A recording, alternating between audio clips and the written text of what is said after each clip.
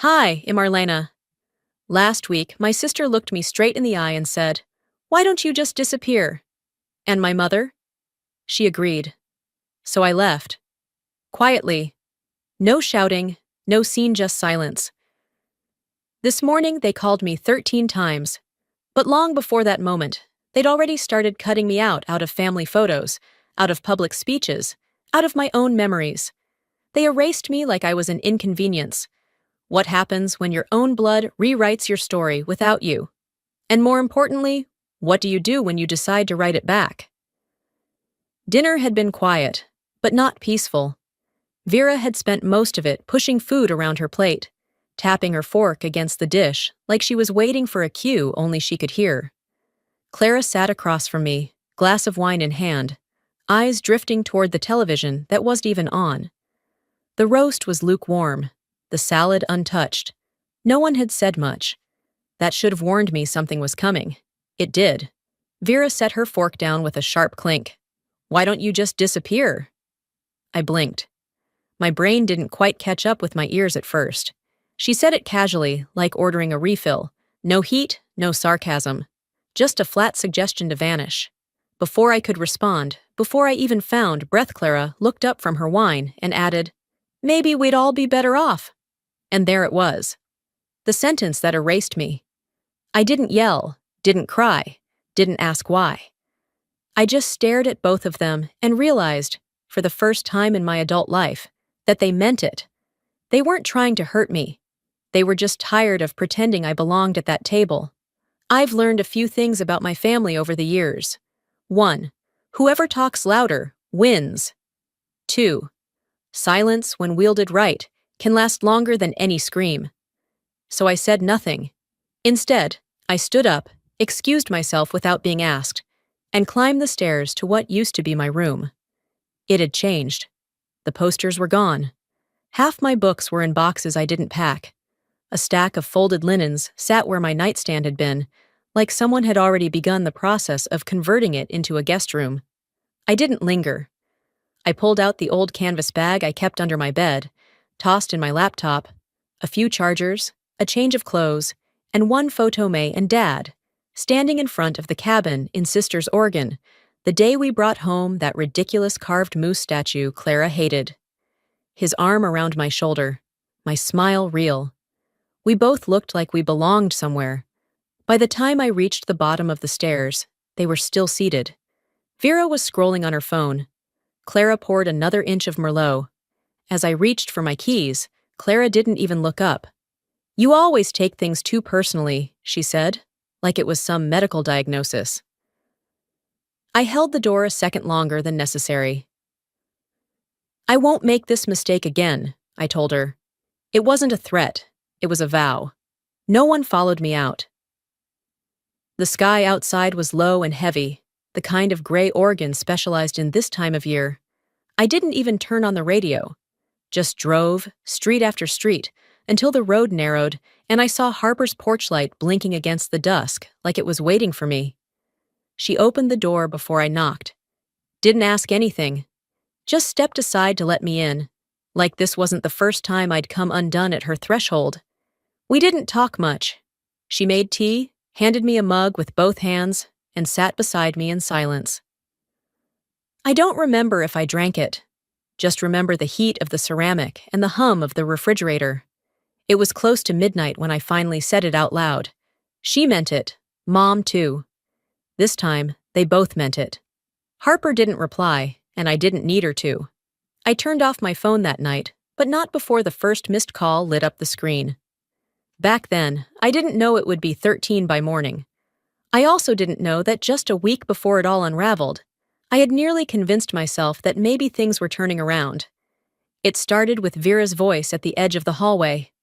"Mom's doing a charity brunch for the community center next weekend. You want to help coordinate?" I blinked at her, unsure if I'd misheard. "You want me there?" She rolled her eyes. "I didn't say headline it, Arlena, just help."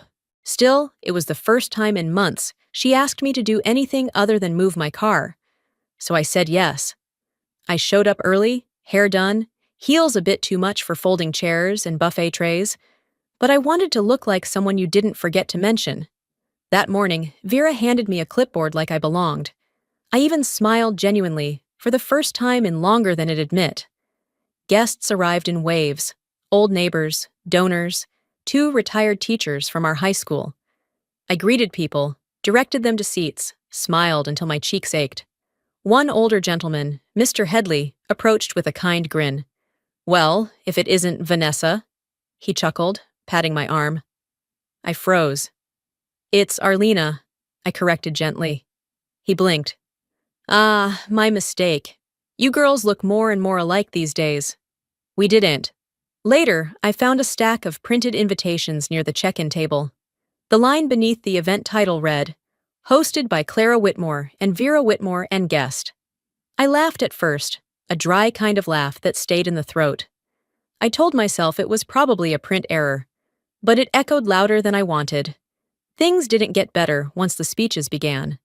Vera stood confidently beside Clara, microphone in hand, glowing under soft stage lights. She spoke about legacy, about the importance of roots and community, and then about a memory. "When I was 10, Vera said, I entered the Northwest Young Writers Competition. Dad helped me revise my story, remember, Mom? And when I won, we drove all the way to Portland to accept the award." People clapped. Clara smiled, nodding along. But I couldn't breathe. That wasn't her story. It was mine. I remember the night I stayed up until 2 a.m., asking Dad to read my 5th revision. I remember how Vera didn't care, how she'd rolled her eyes at me hunched over the desk. And I remember Dad whispering, "They'll remember this one, sweetheart." But now they clapped for her. And I sat at the back of the room, watching a piece of my childhood pass hands like it never belonged to me. After the event, I pulled Vera aside in the foyer while people milled around with paper cups of lukewarm coffee. "Why would you tell that story?" I asked quietly. She didn't even blink. "You really think you earned that win?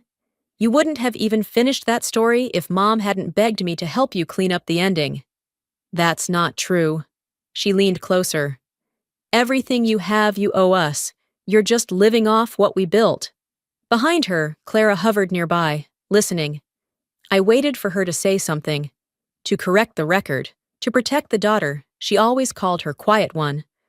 But Clara turned away, offering a polite nod to someone walking by. That night, I sat in my car outside Harper's place. The windows fogged slightly, though I wasn't cold. I didn't knock, didn't go inside, just stared at myself in the rearview mirror. What if Vera was right? What if none of it had ever been mine? Memories are fragile things. Twist them enough times, and even the person who lived them starts to forget where the truth ends and the lie begins. I drove home before midnight. My apartment was still and dim. I dropped my purse by the door, kicked off my shoes, and stood at the edge of my bedroom. I'd packed a weekend bag, expecting I might stay with Harper after the brunch. I unpacked it, folded everything neatly, slid it back into the closet like it had never moved. Maybe I was being too sensitive, I whispered aloud, though no one was listening. But something deep beneath that sentence already knew this wasn't the first rewrite, and it wouldn't be the last. 3 days before I left, I stepped back into the house I used to call home. Vera had texted that morning, asking for a USB drive with some files from an old project we worked on years ago, something I'd kept because she hadn't. The tone of her message was uncharacteristically polite.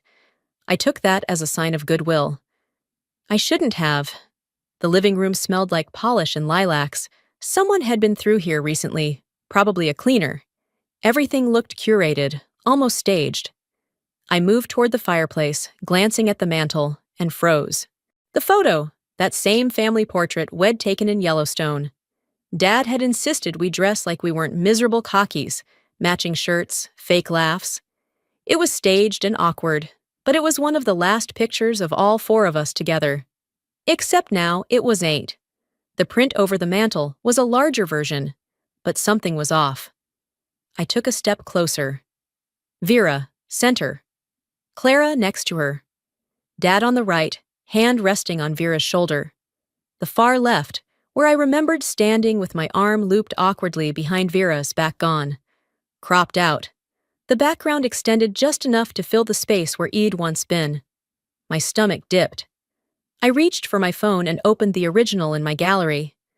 I'd saved it years ago in a folder called Things Worth Keeping. I held it up to the framed version. Same date, same outfits, same trees in the background. Just one person missing. Me. I didn't say anything. I just stood there staring at that empty space like it might give me a reason. Upstairs, I heard movement. Laundry being folded, drawers opening and closing. I followed the sound, driven less by curiosity and more by the hollow feeling spreading in my chest. My old room wasn't mine anymore. The paint was the same, but the energy had shifted. Vera stood inside, folding towels. On the back of my old desk chair hung a soft blue satin dress. I knew that fabric. I'd picked it out myself. Dad had it tailored for me for my 28th birthday. "Where'd you find that?" I asked, voice low but steady. She didn't look up. "It was in storage. I had it taken in." "You had it?" "What?" "You haven't worn it in years," she said, like that explained everything. "That wasn't yours to alter," I said. The edges of my voice frayed. Vera shrugged. "It's not like he's here to care anymore." That line did more damage than she probably intended, or maybe exactly what she meant it to. Clara appeared in the doorway just then, drying her hands on a kitchen towel. She glanced between us and offered a strained smile. "Tea's on," she said. "Why don't you both come downstairs?" I waited for something else. An acknowledgement. Even a look in my direction that hinted she'd noticed what just happened. Nothing came. Her face was as still as the photo downstairs framed, unmoved, adjusted to fit the narrative.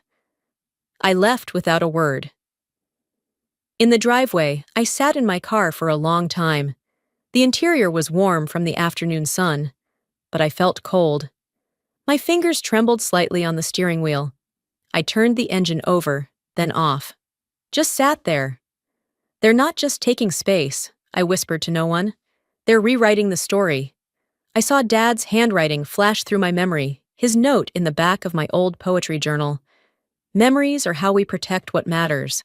What happens when the people around you start sanding the edges off your life until even you can't be sure what was ever real? I drove back to my apartment slowly, stopping once for gas I didn't really need. I needed the pause more than the fuel. The silence. That night, I pulled out the old hard drive I hadn't touched in over a year. It clicked to life with a slow hum. I created a new folder and labeled it Proof. I copied photozones with me in them, emails, screenshots, text threads, a voice memo from Dad saved from my 25th birthday. I wasn't planning to use them, not yet. But if they were going to erase me, I wanted to have something that said I'd existed, even if the only person who ever looked at it again was me. 2 days before everything fell apart, I received an envelope in the mail. Heavy stock, embossed lettering Clara's style, of course. Inside was an invitation to the Eugene Historical Society's 50th anniversary gala. The line at the bottom read, "Hosted by Ms. Vera Whitmore and guest." I read it twice. No mention of me. Not the Whitmore family, not even Arlena Whitmore. Just in guest. The implication landed with the same chill I felt opening that front door for a stranger. Still, Harper urged me to go. "Show up," she said. "Look good. Remind them you don't disappear just because they forget to say your name." So I went. The event was held in the downtown Civic Hall. Rows of chairs lined the stage, glass pitchers sweating on long tables. I recognized most of the guest donors, retired teachers, board members who used to call me the sweet one. I stepped in, heels clicking against polished wood, and smiled like I was happy to be there. But even before Vera took the podium, I felt it. She spoke effortlessly, her voice warm and composed, radiating poise the way she always did when there was something at stake. The speech started harmless, acknowledging past board members, community leaders, even Clara. Then came the part that stung. I remember driving across counties with Mom, Vera said, delivering brochures by hand, going door to door, back when we were just starting the foundation. She paused, smiling. Clara beamed in return. That had been my idea, my beat-up Honda. My summer spent mapping routes on sticky notes and running into grocery stores for cold coffee and hand sanitizer. Vera had tagged along on one tripone, and now she'd lived it all? The audience clapped. I sat in the third row, nodding like I agreed with a version of the truth that didn't include me. My hands had started trembling by the time I stood up. I slipped out the side door, past the caterer prepping dessert trays, and into the quiet hallway. I pulled the invitation from my bag and looked at it again. This time, I noticed something I hadn't before. Veronica, Clara, Whitmore, and Guest. They'd even added her middle name, Full Legacy. I folded the card in half and slid it into the trash near the restroom.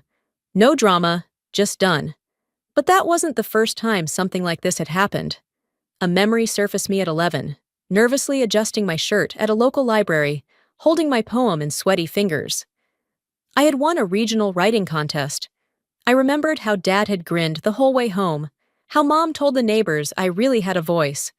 Weeks later, I overheard Vera on the phone. Yeah, Arlena and I worked on that poem together. I mean, I helped her clean up the rhythm, obviously. Clara had been in the kitchen. She hadn't corrected her. She never did. That's when the doubts began. Not loud, not all at once, but slow, subtle, like rot under paint. Backstage after the event, I found Vera by the refreshment table, sipping lemon water like she just accepted an award. No one else was around. I didn't plan what I said next, I didn't need to. Why do you keep erasing me? She blinked. Jesus, Arlena. Grow up. You took my story again. You stood up there and gave away a memory that wasn't yours. You were always the delicate one, she said, setting her glass down. We couldn't count on you to follow through. You cracked under pressure. I stared at her. That wasn't your call to make. Vera leaned in, voice low. You don't get to rewrite the past just because you want a bigger part in it. No, I said. Steady now. You don't get to rewrite me just because you talked louder. She laughed, that sharp exhale she used when she wanted to dismiss me without getting her hands dirty. Then she walked away. Clara stepped in from the side hallway a moment later, holding a plate of untouched finger sandwiches. She must have heard at least the tail end. Did you hear what she said? I asked. Clara shifted the plate to her other hand. She didn't mean it like that. But you always mean it like that, I said. You mean it with silence. She didn't respond. That was the last time I waited for either of them to offer me a place at their table. I should have known it wasn't a real invitation the second Clara called it a check-in. That's what she always did when she wanted to sound warm, but deliver something cold. Her voice was steady, practiced too careful to be casual. Just come by, she said. It's time we talked through everything. I went the next afternoon around 4. The sky was that typical midwinter gray, flat and unbothered, but there was a weight in the air that hadn't been there before. It followed me up the walkway and settled deep in my chest the moment I stepped onto Clara's porch. Vera's car was already in the driveway, angled in like it belonged more than I did. Of course she was here. Of course they were doing this together. Clara opened the door, all efficiency and coolness. No hug, no smile. Just a tight nod and a wave inward, like I was a courier dropping off forms. Vera was already seated at the dining table, a thick folder laid out in front of her. I didn't even need to see the embossed gold logo to know it was from the family attorney. I'd seen that same font on the documents when Dad died. Clara motioned toward the empty chair across from them. We've made a few updates to the estate plan. It's nothing urgent, just clarifications. I didn't move. I just stood there, still in my coat, letting the silence stretch. Vera pushed the folder across the polished table. It's simpler this way. The properties will be transferred into my name, fewer legal hurdles later. I looked at Clara, searching for some trace of discomfort, maybe even guilt. Is that what this is? A simplification? She avoided my eyes. You'll still receive a cash portion. It's not large, but meaningful. And what about the power of attorney? Clara paused, then gave a diplomatic half-smile. We thought it might be overwhelming. You've had a lot going on lately. There it was. The careful wording, the professional courtesy cloaking the personal decision. I let out a slow breath. Did either of you ask how that would feel? Vera crossed her arms and leaned back. You're too emotional for those decisions, Arlena. That sentence, that exact phrase or some version of it had been thrown at me for years. It always landed the same, sharp, minimizing, permanent. But this time, it came with paperwork. Clara stood and moved to the cabinet along the wall. She opened the top drawer and returned with a small, time-worn envelope, its edges yellowed, the paper soft with age. She placed it on the table between us. I found this while cleaning out the upstairs closet, she said gently. It's the letter you wrote me when you were 19. You tucked in money from your first job. I stared at the handwriting on the front. My own. Clara gave a nostalgic smile, as if this was some heartfelt moment. You don't need to hold on to things like this. It's not necessary. She hadn't even opened it. I reached out slowly, picked up the envelope, and slipped it into my purse. My hand lingered there for a moment, part grief, part resolve. Silence fell over the room, but it wasn't empty. It was dense, humming with things left unsaid. Then something in me shifted. My voice came out low, steady, cold. You've made your choices, I said, and I won't fight you for a seat at a table you already cleared of me. Clara blinked. Don't be dramatic. No one's pushing you out. I looked from one sister to the other. I'm not being dramatic. I'm just done underreacting. I picked up the folder Vera had slid across the table and handed it back to her untouched. I don't need this, I said. Vera let out a frustrated sigh. You always make things harder than they have to be. And yet, I said, slipping my arms into my coat, I'm still the quiet one between us. Neither of them moved. Neither of them said goodbye. I walked out with a steadiness I hadn't felt in years, a kind of deliberate calm, like every step was another nail in a coffin that should have been sealed a long time ago. And this time, I didn't glance back. Once inside my car, I sat with the engine off and my keys in hand.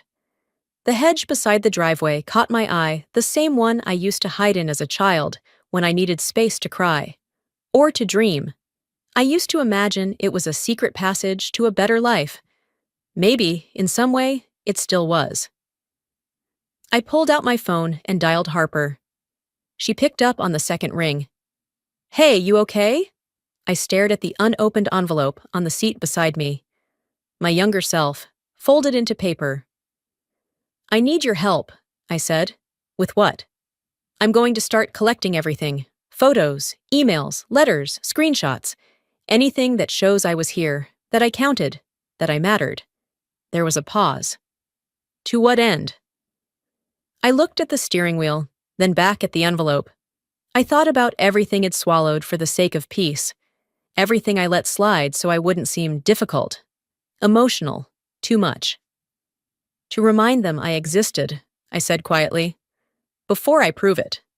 The morning I left, I wasn't supposed to be awake that early. Sleep had only half worked its magic after the conversation with Clara and Vera. My chest still felt tight, like my ribs had forgotten how to hold anything but hurt.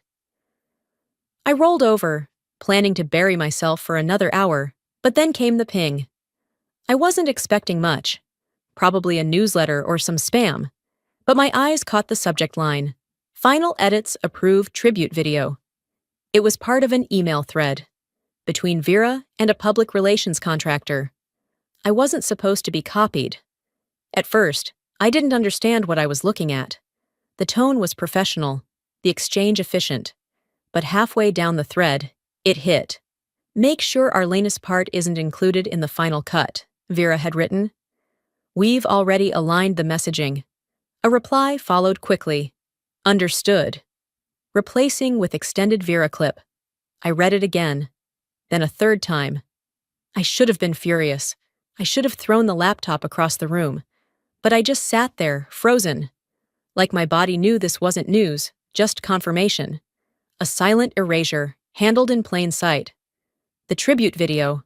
Clara's milestone birthday. That ridiculous garden party full of lanterns and curated nostalgia. I'd spent hours filming my segment, pulling the curtains just right to catch golden light, repeating takes because my voice kept cracking. I'd even cried once, talking about how she used to read to us under the jacaranda tree, and it never aired. Not because it didn't land. Because Vera had deleted me Agan. By noon, I was at Harper's place. I didn't say much, just showed up with my laptop and the kind of silence that makes good friends wordless. She opened the door, looked at me once, and cleared her dining table without a word. Check the shared drive, I managed to say, my voice flat. Vera sent it to me months ago. I never looked. We found it after some digging buried underfolders named Legacy Content and Final Assets. The wheel spun forever, and then it loaded. Family Timeline. Inside was a trash folder, and there it was. Arlena birthday clip final.move. Still intact. Still timestamped. Still me. Harper backed it up like it was national treasure, 2 hard drives, 1 cloud, even a burner email address I'd forgotten ever creating. She turned to me. What do you want to do with it?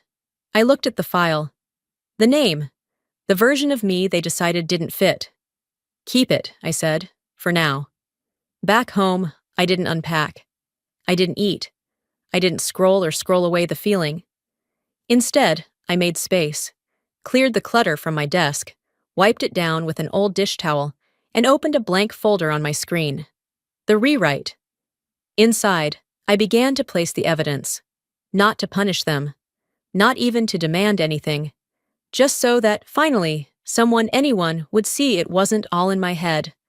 I added, a cropped version of the Yellowstone photo, where it'd been cut off at the shoulder, the birthday invitation, the one where my name was missing, the tribute video, my voice, my memories, my face, screenshots of Vera's email thread with the PR vendor, a scanned PDF of the estate paperwork Clara quietly handed me last fall. The envelope I'd never sent my 19-year-old self's letter to Clara, sealed but unread. I dragged each item into the folder like placing bones in a display case. They had their version. This was mine. I didn't feel angry anymore, not in the fire-breathing way people expect. I was something else. Resolved, unhooked. Harper texted me around 8. You good? I stared at it for a while, then typed back, I'm about to be. I opened a new message window. No salutation, no sign-off. Just 2 attachments, the tribute video, a screenshot of Vera's instruction to erase me. And then I addressed the email not to Vera, not even to Clara, but to the people who mattered most in their world. Clara's nonprofit board, her closest donors, the foundation's media consultant. Subject line, this was her daughter too. I stared at the send button, not because I was unsure, but because I wanted to remember the stillness right before. Then I clicked. No fire, no thunder, just truth quiet and final. I stood up and walked to the window. Outside, the city pulsed taillights, porch lights, apartments blinking on one by one. Life, indifferent but alive. They could keep pretending I was never part of the story. But not this time. This time, I wrote it down. The magazine was everywhere. I hadn't planned to see it. I'd only stopped at the coffee shop for a quick cup before heading home. But there it was. A fresh stack of glossy covers at the register, proudly displayed like some kind of local gospel. Clara and Vera stood side by side on the cover, both in crisp pastels, arms gently linked, smiles carefully measured. The women behind the legacy, the headline read. I didn't pick it up at first. Just stared at the pile like it might catch fire if I looked long enough. Curiosity got the better of me. I opened it with the care you reserve for something that might break you. The feature was glowing. Paragraph after paragraph about their tireless work building the foundation, launching initiatives, nurturing a family legacy of female leadership. I scanned for my name. Nothing. Not even a footnote. And then came the kicker. Vera, quoted as the sole visionary behind the scholarship fund I had drafted, named, and fought to establish when no one else thought it was worth the trouble. I sat down at the nearest table and stared at the page, the steam from my coffee curling upward like it couldn't stand the company either. Within the hour, my phone buzzed with messages. Just saw the article. So proud of your family. Didn't know you stepped back. Must have been hard. And the one that finally made me put the phone face down. Vera really carried things, huh? I texted Harper. I didn't step back. I got shoved. By late afternoon, I was parked outside Clara's place. The sky had shifted into a muted blue, clouds rolling over like they knew what was coming. I walked in without knocking. She was in the sunroom, watering plants. Vera wasn't there. I didn't wait to exchange pleasantries. I made my way to the hallway that once displayed our childhood art back when Clara pretended to be proud of both of us. And then I saw it. The painting I made at 14. Deep navy swirls, flecks of gold, brush strokes I still remembered wrestling into place. Dad used to call it my voice without words. Now, it hung in a polished wooden frame with Vera's name signed neatly in the bottom corner. I stood in front of it, the air gone thin. You knew that was mine, I said quietly. Clara appeared behind me. I thought you wouldn't care. It's been years. I turned to her. So because I stopped asking for space, you assumed I didn't deserve any. She opened her mouth but said nothing. I walked toward the bookshelf, letting my eyes scan for other ghosts. And there they were, 2 awards I'd received in college, now displayed as part of a timeline exhibit Vera had arranged in the hallway. Only her name was listed on the tags. This isn't about memory anymore, I said. It's about intent. Clara didn't look at me. You're not just letting her rewrite everything, I said. You're helping her do it. There was nothing left to salvage in that room. I didn't yell, didn't cry, just took out my phone and snapped a picture of the painting. Then another of the mislabeled awards.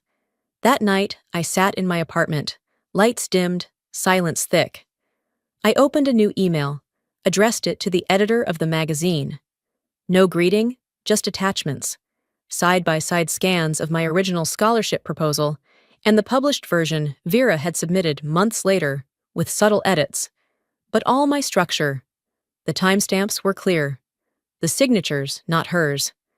I included the painting photo, attached a digital version of the same art from a decade-old hard drive, same name, same brush patterns, with my signature digitally embedded from back then.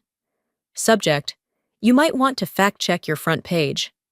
I didn't sign it. I didn't have to. By morning, the article was gone from the magazine's website. No correction, no apology. But I knew Clara's inbox was catching heat. Harper forwarded me a screenshot from a board member asking, why wasn't Arlena listed? Another said, can we confirm authorship of the fund language? I didn't need them to respond. I just needed the silence that followed to be theirs for once, not mine. I hadn't planned on checking my phone again that night. After the magazine pulled the article and silence filled the void Vera once used to control every conversation, I'd expected peace.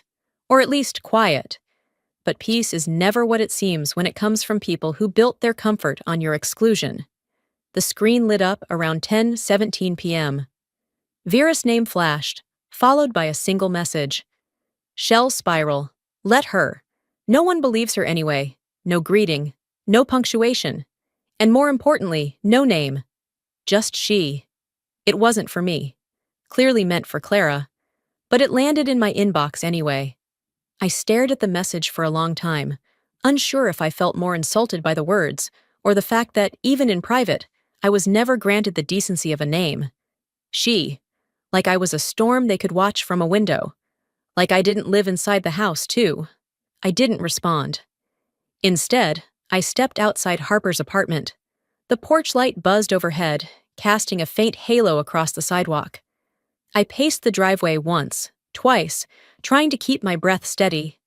Harper came out a minute later, arms folded under her hoodie. She sent it to you? She asked, already knowing. Wrong thread, maybe, I muttered. Right target. She waited, giving me space to sort the words I didn't know how to say. They never saw me as part of this family, I finally said. Just someone to contain. To quiet down. Harper didn't interrupt. I'm not going back, I added. Not even for closure, because there's nothing left to close. Later, we sat on her couch, half a mug of lukewarm tea between us. She went digging through an old drawer of tech junk, tossing out chargers and scratched-up thumb drives. Then she found ETA, portable hard drive I'd forgotten I gave her years ago when I was clearing out my childhood desk. "I don't know if it still works," she said.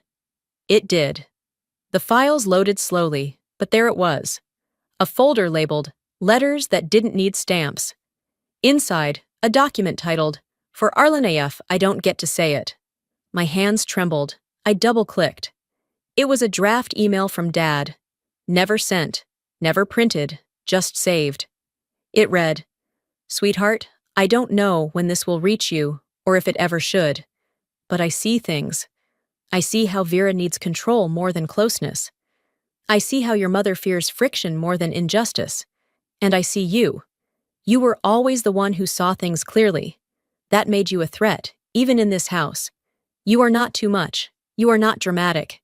You are feeling what others refuse to. Don't let them convince you otherwise. Don't let them make you forget who you are. You see more because you feel more." I sat there with his words glowing on the screen, my heart stretching to hold the weight of both pain and relief. I printed it. I didn't send it to anyone. Not yet. Instead, I added it to a folder on my laptop titled "Not Forgotten," the same place where I'd stored the cropped photos, the deleted video, and every other piece of evidence they'd tried to erase. That night, I emailed just one thing to the community center: the original birthday tribute video, the same one Vera deleted from Clara's event. I offered it, without context, for their upcoming Women's History Month montage. No message, no backstory, only the file. My voice, my story, in full. The next afternoon, it aired quietly online. It didn't go viral. It didn't need to. Clara saw it. She texted Vera one word: "Enough." I saw the read receipt. No reply came. I deleted Vera's accidental message after that, didn't respond, didn't screenshot it. Some things aren't meant to be held onto, even if they're handed to you directly. She expected me to burn down. I didn't.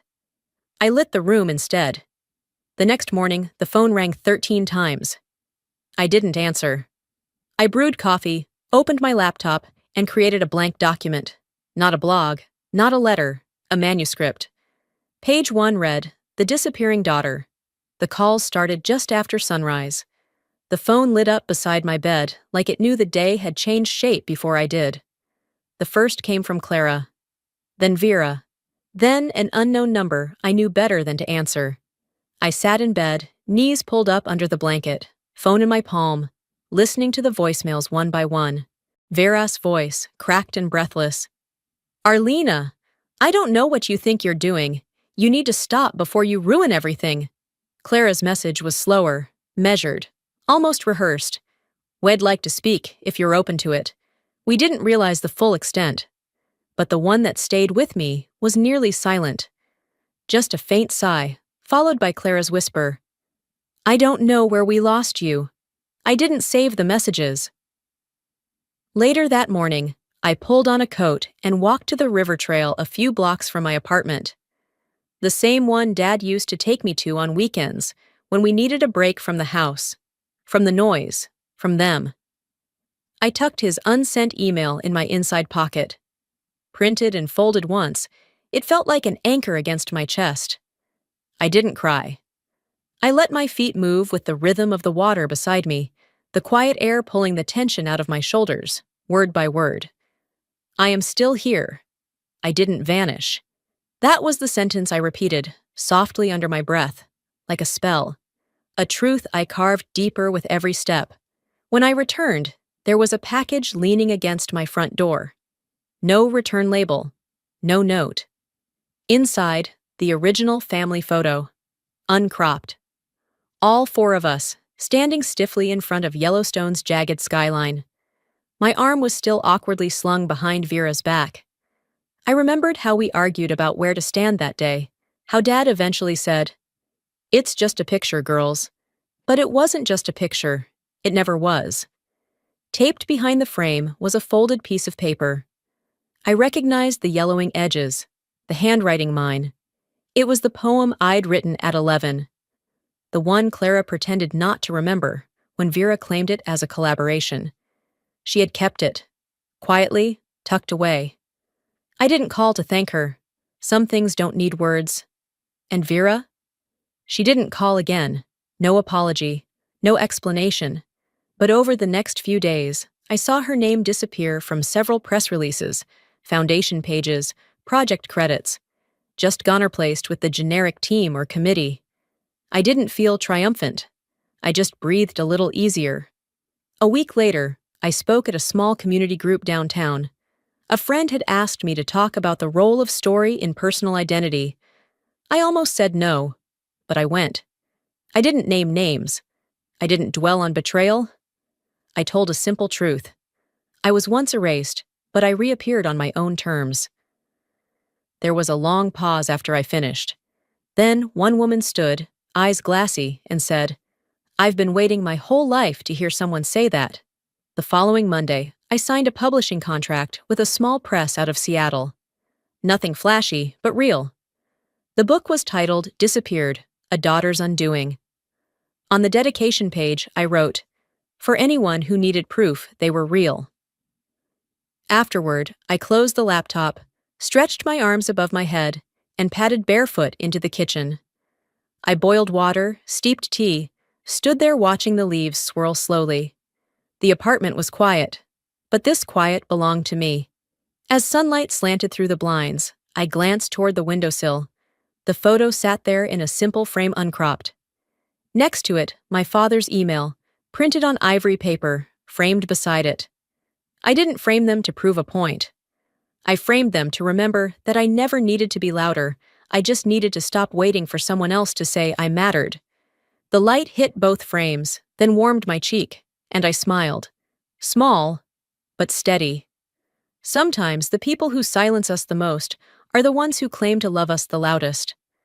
I spent years trying to earn my place at a table that had already decided I didn't belong. But the truth is, your worth isn't up for vote, and your memories aren't optional. If you're someone who's ever been overlooked, rewritten, or made to feel small, know this. You don't need their permission to exist. You don't need to be louder, you just need to stand still long enough for your truth to echo. Now, I'd love to hear from you. Have you ever felt like your story was hijacked by someone else? Or that you had to prove you belonged in your own family? Tell me below. Drop a 1 if this story hit close to home, or just let me know where you're watching from. And if this video meant something to you, if it stirred something inside, or made you reflect, don't forget to subscribe to this channel for more stories that speak to the heart, challenge the silence, and remind us that we're not alone. I'll be reading the comments. Let's keep the conversation going.